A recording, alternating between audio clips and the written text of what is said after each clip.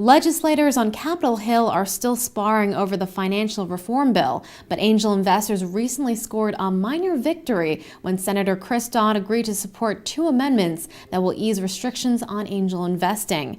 Under the new changes, the accredited investor threshold will now be set at a net worth of $1 million, excluding property. Previously, Dodd's bill set a higher bar, requiring angel investors to have about $2 million in assets.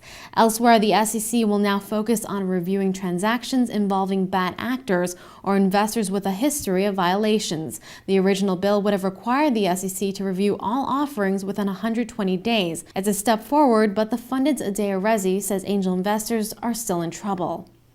Now let's look at the globe. The reality is what we're doing here in America is being copied in places like Europe, and there's this alternative investment fund managers directive. That's a great thing. It's a mouthful, yeah. And it's being proposed in the European Union, and it has many of the same principles being used here in the US. So it's going to also strangle investing in Europe as well. Even if, let's say, the government changes their mind and they cut back some of the regulations here in the US, it still may save angel investing, but it may still impact venture investing.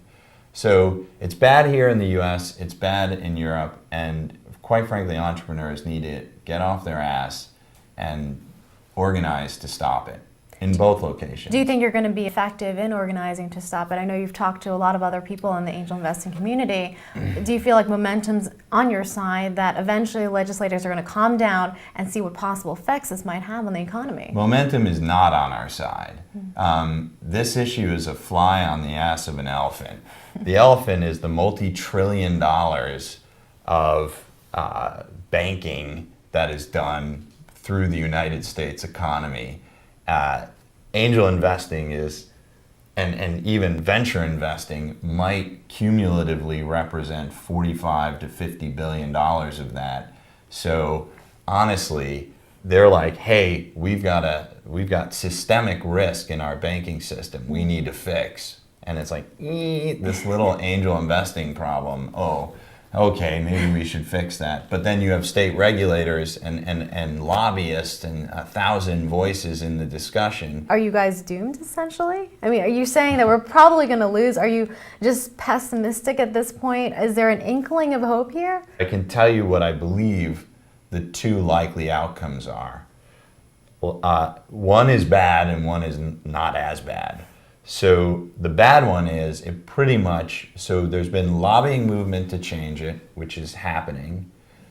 The state regulators and other interested parties change it back and it passes as is, and the legislation in Europe passes pretty much as is, and basically funding as we know it in all stages is done.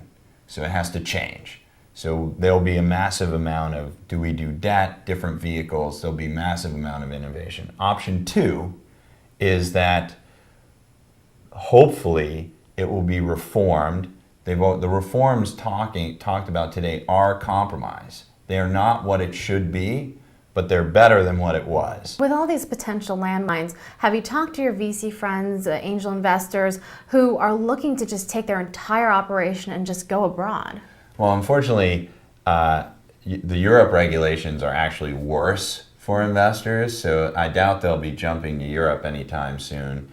But a lot of them have already taken steps to open offices in China and India, where there are a lot of great companies, almost no regulation compared to the United States, and thriving public markets.